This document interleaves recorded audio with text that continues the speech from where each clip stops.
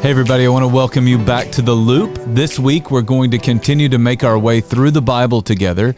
And this week I want to look at two Old Testament books, the book of Ezra and Nehemiah. Now the reason that I want to look at these two books together is because they were originally one piece of literature in the Hebrew Bible. When read together, these books describe how God's people are saved from captivity, and we're told how they make their way back home. At this point in their history, God's people have been living in captivity in a place called Babylon.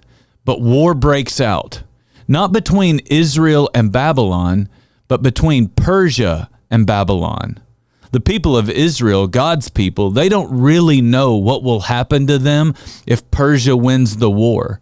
But Persia does win the war, and then the king of Persia makes this announcement.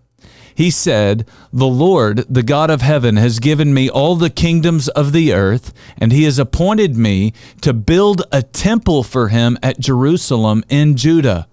Then he said this. He said, "Any of his people among you may go to Jerusalem in Judah and build the temple of the Lord, the God of Israel, the God who is in Jerusalem, and may their God be with them."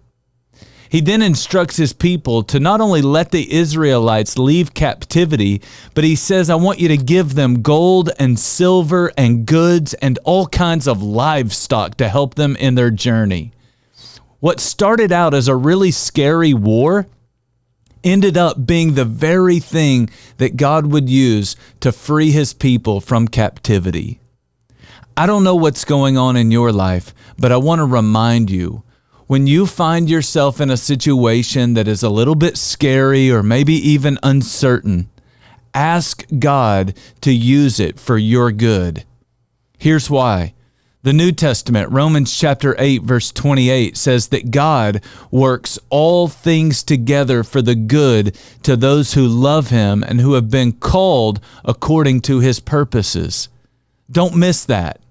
God is working in all things to bring about good things for the people who love him. Don't just ask him to do it. Ask him to help you see it so that your faith in him will continue to grow.